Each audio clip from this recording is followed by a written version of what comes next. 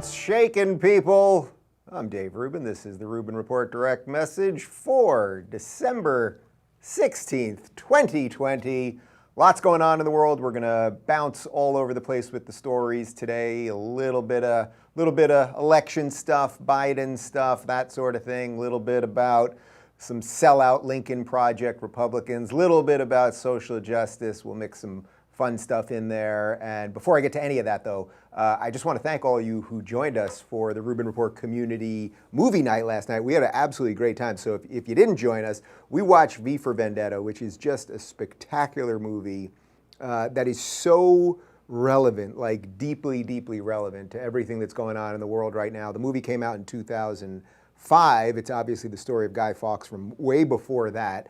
But there's so many relevant points about a pandemic, about overreaching government, about bravery and how it's on you to fix things, and ideas versus people. And you can kill people, but you can't kill ideas. It was just great. So we did a Netflix party, so we were live chatting with people, text chat during the movie, and then we did a huge group Zoom after where we had 100 people. I didn't realize we could only get 100 people in there, so we had 100 people all on video chatting afterwards, which was awesome. And we're going to expand that so we can do more than 100 people, so I apologize if you weren't able to get in. We maxed out at 100. There was nothing we could do. And by the way, we, in the Locals app, which I hope most of you have at this point, we are working on building out live video. We have live chat in there right now, but soon enough we won't be reliant on Zoom either. And just one more good note before we jump into it. Yesterday was our biggest day of growth on RubinReport.com since we relaunched the site and partnered up with Locals and all that. Well, I guess not partnered up. I kind of built Locals with some people, but yeah, there we go. So lots of good things are happening, and I'm feeling good about the world. Despite the craziness. Before we get to all the stories, though, guys, I want to talk to you about Glint Pay. You know, the holidays are coming. It's 9 days away from Christmas. It is night six or seven of Hanukkah right now. And I hope you're buying some gifts. I hope you got a couple bucks in your pocket and you're able to spread the love with family and friends. And if you are buying anything this holiday season, you can use your Glint card. It's a great way to get into the gold game, as I've been talking about. You can buy and sell gold using their app, and then you can make purchases using their MasterCard with either gold or US dollars. You can use it just like a credit card. It's pretty fantastic. The Glint card is issued by Sutton Bank, member FDIC, pursuant to license from MasterCard International. It's free to sign up, so go to glintpay.com/Rubin for more information and to start purchasing gold today. That's glintpay.com/Rubin to get your gold today. And now back to me. Just one other thing on gold.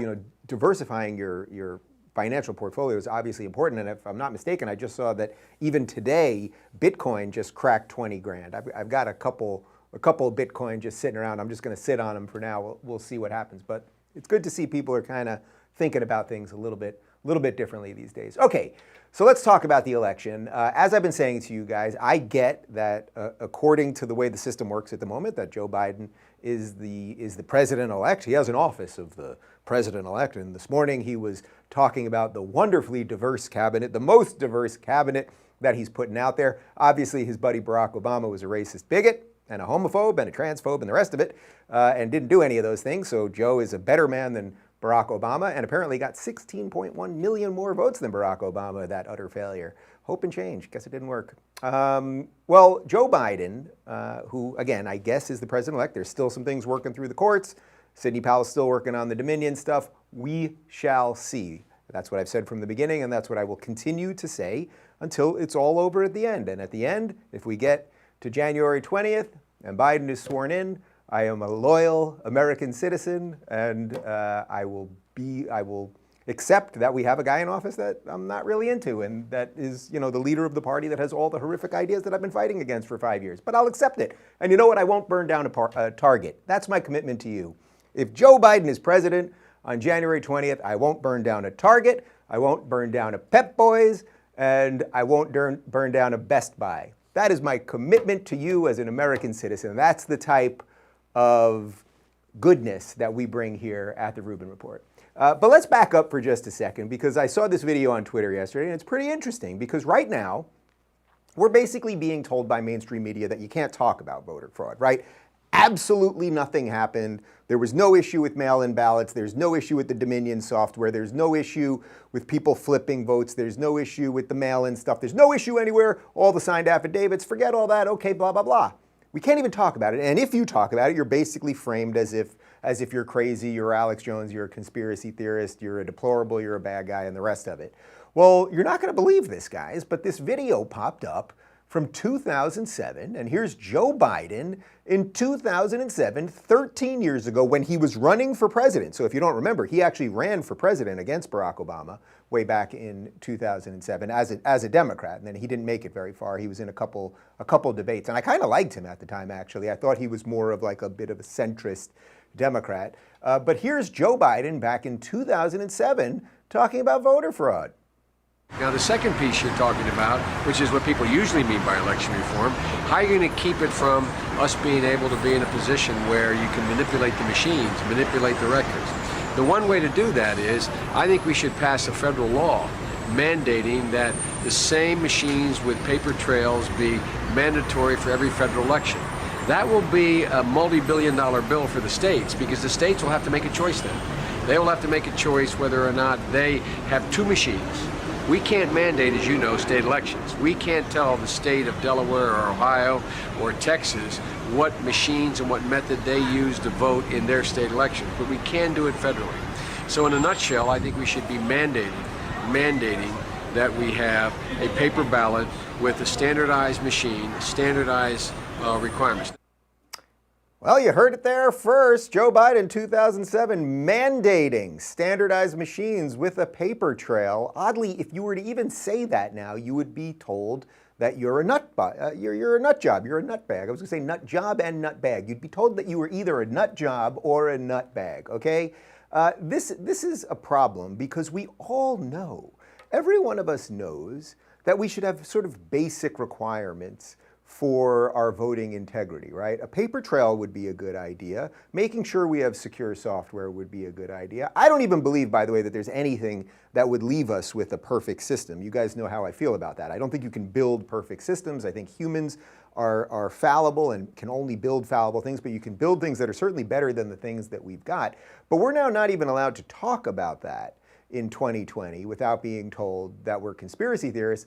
Of course, if you're a conspiracy theorist, you might find this video interesting. This is just days before the election in 2020 when Joe Biden told us about the voter fraud organization that he was leading. Secondly, we're in a situation where we have put together, and you guys did it for our administration, the President Obama's administration before this.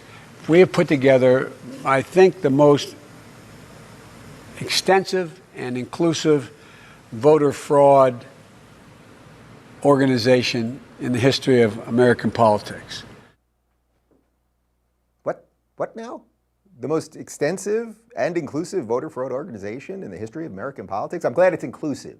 It's one thing to be extensive, like we're doing an extensive voter fraud situation, but it should also be inclusive. You know what I mean? Let's make sure we've got a couple lesbians with limps and people with lazy eyes and a couple trans people with big feet. If you've got that, then we're inclusive, we're good to go. Now, obviously, he just mangled what he was saying there. Or, one of the side effects of dementia, of cognitive problems, is that you start accidentally saying what the truth is, because your systems basically are breaking down. The walls that would allow you to lie are basically breaking down in your mind.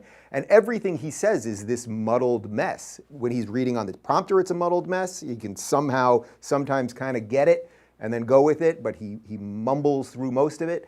And when he's actually going off the cuff like that, he's telling you about the largest voter fraud organization in American history. And it's inclusive, people. Look, obviously, it's just a fumbling of words there, which is a problem unto itself. But let's put that aside for a second. The point is that in 2007, this guy was saying the truth, the stuff that we know. I'm not even totally convinced you need a federal law that would say that every state has to do it exactly the same way. I'm not even totally sure of that, but I think that there maybe could be some basic federal guidelines. And by the way, we have some of this stuff, but the simple fact is, on November 3rd of this year, I walked into a polling place in Los Angeles. I did not show my ID. I told them my address. It was actually my old address. and my name, and then I went to vote. I could have literally gone back hours later and said that I was my neighbor because I know his name and his address. And the idea that the system isn't being taken advantage of, and by the way, I've heard many, many versions of this, but the idea that you don't even need an ID to vote in some states is truly crazy. The only way that you would be for not having IDs be mandated to vote would be if you want to rig the system, right? That is it. Do you person watching this right now, do you believe you should have to have an ID to get on a plane? I do, I think. And by the way, you do, right? You do. To get past TSA, and then you show your little QR code and you have to have an ID to buy a beer, okay? You have to have an ID when you go to a bar. We used to go to bars back in the day. I'm old school. Now you just sit at home and drink alone, depressed in the basement. But the idea is that if we have IDs to do some things, if this is our greatest civic duty, if this is the thing that democracy hinges upon, then perhaps we should have to have IDs. And I do want to just say one other thing, because I think this shows a little bit of the sexism of mainstream media. If you look at Joe Biden in 2007 versus Joe Biden now, it is very obvious that he's had at least a facelift. He's got a ton of Botox and fillers and the rest of it. You know, he's got these crazy lines up here because they pulled the face back. He's got hair plugs and the rest of it. I don't care about any of that, and I don't begrudge anyone doing whatever the hell they want to do. I really don't. But when I saw that video, it did strike me, because it's like, if he was a woman, people would be talking about this all the time. Everyone would be joking about it. Everyone would be mocking it and everything else. But somehow with a man, it gets weird. Like, you can't really talk about it. But he's done some weird stuff to his face. It just ain't right. But also the voter fraud thing. So anyway, all right, let's talk about Built Bar, people. Are you looking for a new protein bar that tastes like a candy bar? I know you are. Well, I've got just the brand for you, and I've got several of them right here, people. Built Bars are super tasty and come in 18 amazing flavors. I've got raspberry here, I've got cookies and cream, I've got coconut almond, and I've got banana bread, all right? My personal favorite, as you guys know, is the cookies and cream. Built Bars are covered in 100% chocolate, include both nut and nut-free flavors, and are soft and easy to chew. With the holidays just around the corner, it's easy to slip up, which is why Built Bars are the perfect alternative to pie for the health-conscious guy. I can actually lose or maintain weight while indulging in a delicious treat. Built Bars are low-calorie, low-sugar, high-protein, and high-fiber. Go to BuiltBar.com and use promo code Rubin, and you'll get 20% off your first order. Use promo code Rubin for 20% off at BuiltBar.com. Good for bars Built Go or Built Boost. And now back to me.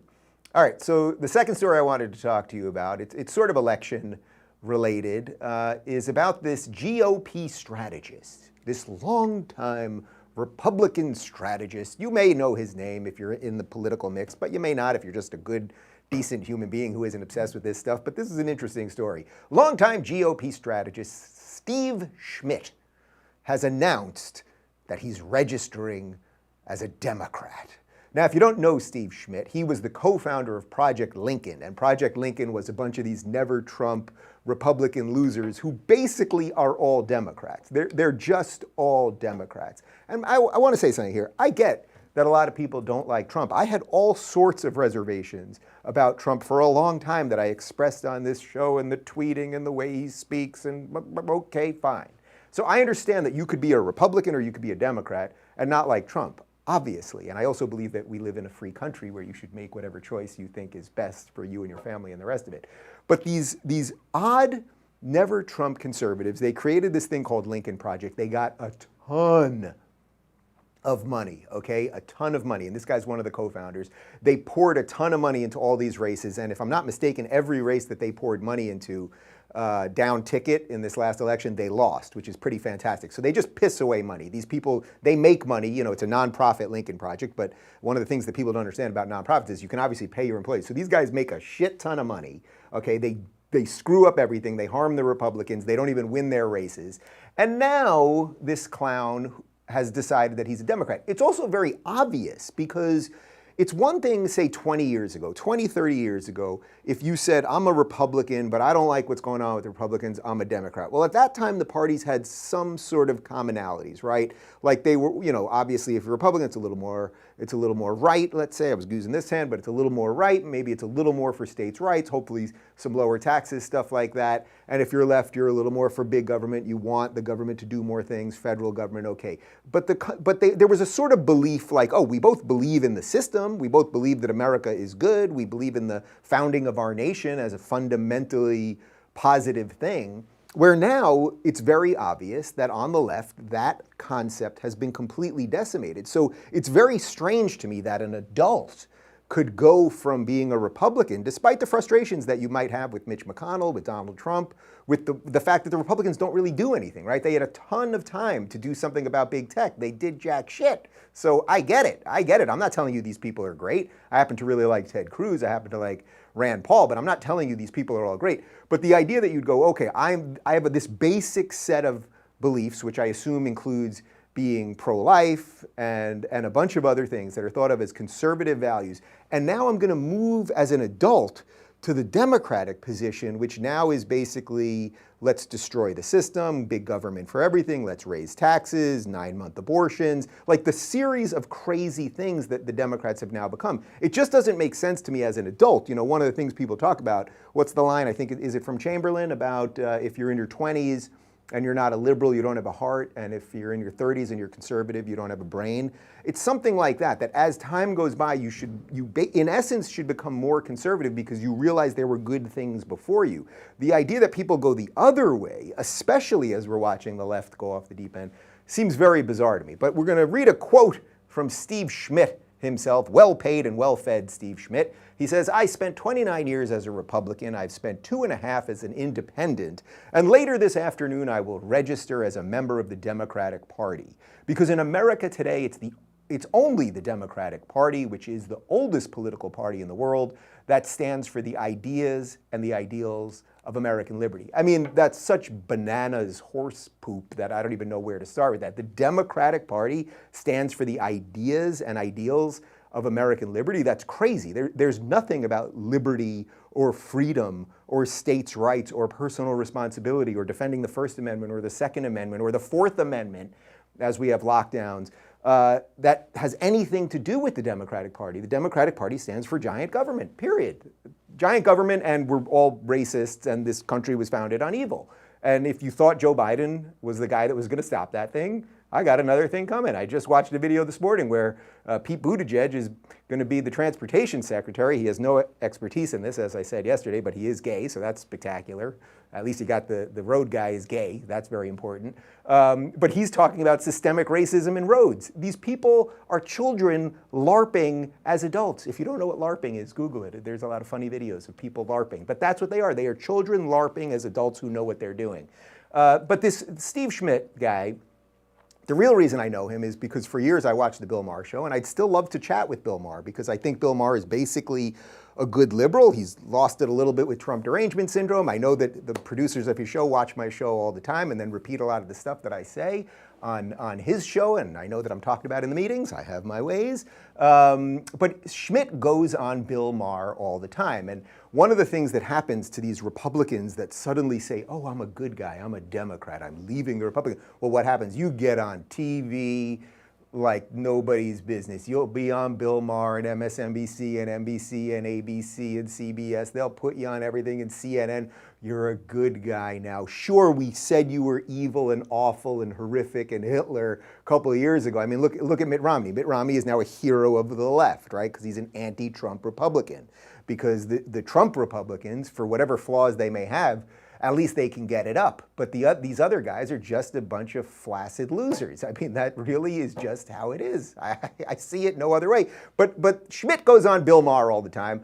Let's take a look at Schmidt on Bill Maher when he was a Republican, I suppose, or I guess he maybe was an independent at this point, but he was running something called Lincoln Project, which was for Never Trump Republicans, 2018. I hear this all the time, that because Trump's numbers within the party are so high, it's because the actual number of Republicans are going down. And it always makes me want to ask you, how many Steve Schmidts are out there? How many people in the Republican Party, or who used to be, who are now switching? I think it's a very significant number, and I think you're going to see college-educated Republican women in these swing districts deliver the blue wave for the Democrats, because I think there are many, many people who have left. But the future of the National Republican Party looks exactly like the future of the California GOP, which, for the first time in history of the two parties in any state, the Republican Party in this state is now a third party. It's smaller than the decline of state registrations. When you look at the anathema that millennials feel towards the Republican Party, you look at African Americans, brown people, you look at just demographically the country, and you consider that when people imprint on a political party generationally at 18 years age, they remain faithful to that party really for their lifetimes, for decades and decades and decades. So the Republican Party has a huge, huge, huge problem demographically, and it's going to continue to shrink. But as it gets as it shrinks, it gets smaller, just like the California Republican Party has, it will become crazier. Okay, so you can see there, he kind of is rooting for the failure of the Republicans. I don't even want to get lost in what he said. I thought the line from Bill Maher was so interesting there, though, because Bill Maher goes, how many Steve Schmidts are there? The implication being, oh, you're a good pet Republican, and if there were only more of you who would always lose and who would never fight for what you believe in and who would always behave more like us, well, then we'd put you on TV more. I mean, that really is what this all boils down to.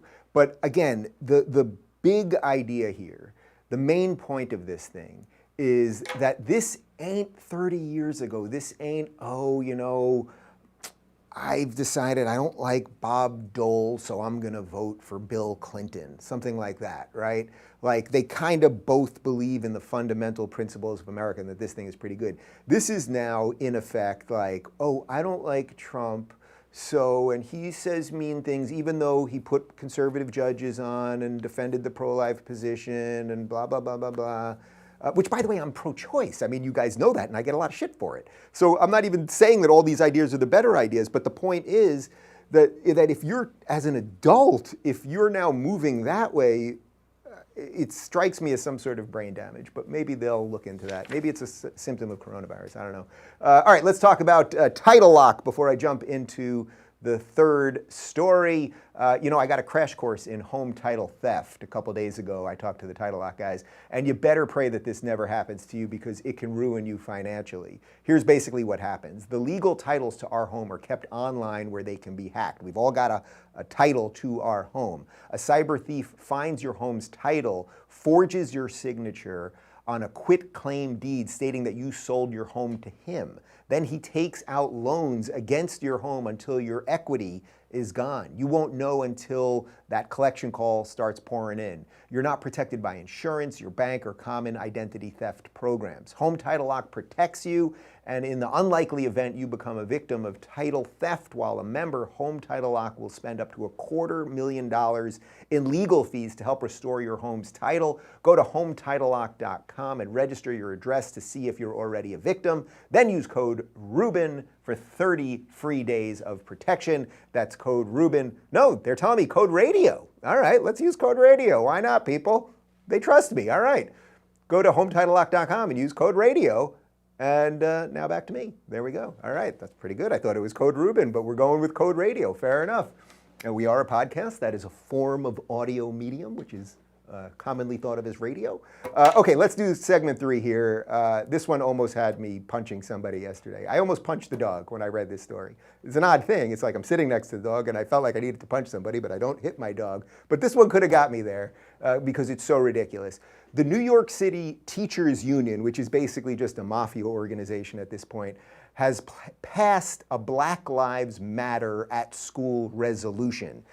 Let's go directly to the quote from the United Federation of Teachers.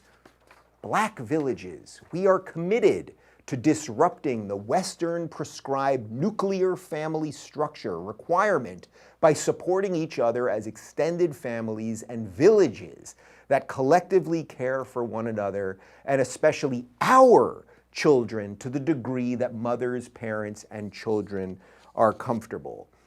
Okay, I want to be very clear about this. I don't like you people, and we are working at having kids, okay? And you will never have anything to do with my children. I don't live in New York City, but this cancer, this perverse parasite of social justice and this Black Lives Matter nonsense is spreading into all of our public education. And when I saw this story yesterday, the first thing that I tweeted out was, if you have the means, you now must. It is on you as a free-thinking person. If you have any desire to continue living as a free human, you got to get your kids out of public school now. You got to get them out now, because if you think this is going to sit and only happen in New York City, this is going to happen everywhere. Some of the language in there is just horrible. They're not our children. They're not our children. I'm nobody's parent yet. When I become a parent, that will be my child. The idea that we have these collective children is deeply scary, and also destroy the nuclear family. You know, this is the type of stuff that some people on the right were talking about years ago, the attack on the family, right? And they were told that they were bigots and racists and all of these, and the usual stuff. And what has happened, as happens in almost every occasion now, they've been proven right. There is a plan by Black Lives Matters, which is a self-described Marxist organization, to destroy the nuclear family, meaning a mom, a dad, and some kids. Now, I would like to expand the definition of that, meaning I don't care if you have two fathers or two mothers and it's a loving family and all of those things. And I'm happy to have that conversation with my more conservative friends, who mostly agree with me, by the way, on that.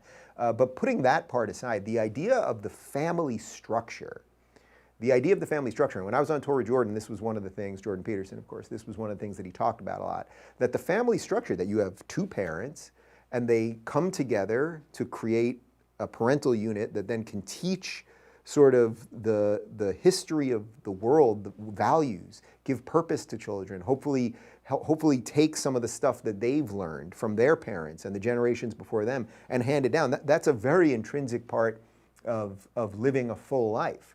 The idea that they want to destroy that and then say, oh, but your children, they're kind of not your children, they're kind of our children, and we're going to teach them some different stuff in schools. I mean, we're seeing the fruits of this, because we know that this stuff has been being taught on college campuses for a long time. By the way, I get emails from people all the time now that their kids are being indoctrinated with this nonsense in high schools, and the idea that they'll push it down even further, and before you know it, they'll be teaching it in freaking kindergarten. There is an assault. I don't know how to describe it any other way, guys.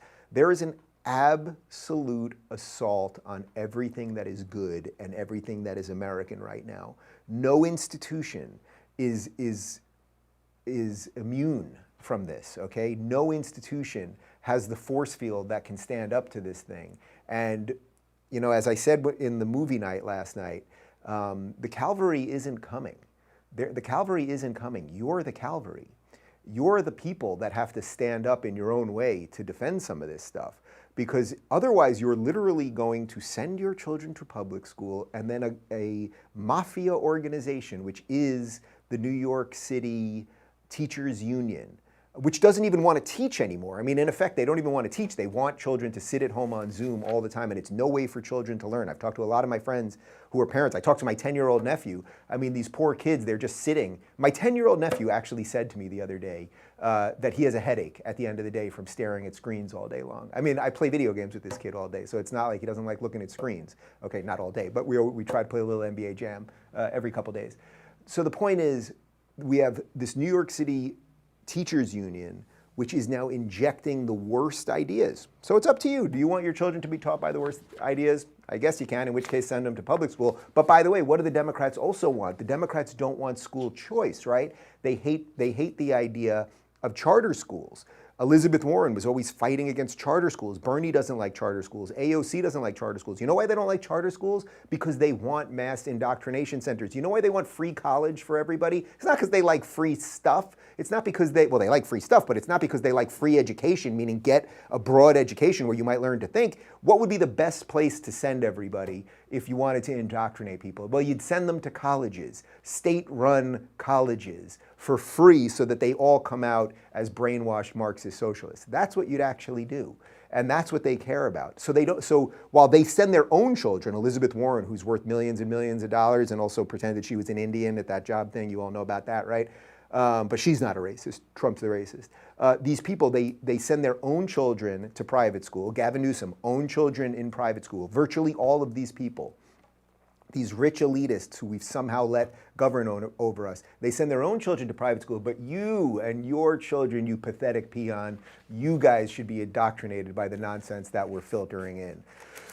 Lordy, lordy, we got work to do. Okay, people, got a long day. I think I'm on Hannity tonight. I got a couple Newsmax things over the next couple days. You can watch part 2 of my interview with Abigail Schreier, which is out right now. The full interview is already up at RubinReport.com. And then my last interview of the year will be next week with Adam Carolla. I felt like he was like the right guy to talk to because he's one of the few people, you know, I have a short list of the people that make sense, and he's in California, which is a very short list of people that make sense that live in California. Most of them live in my house, actually.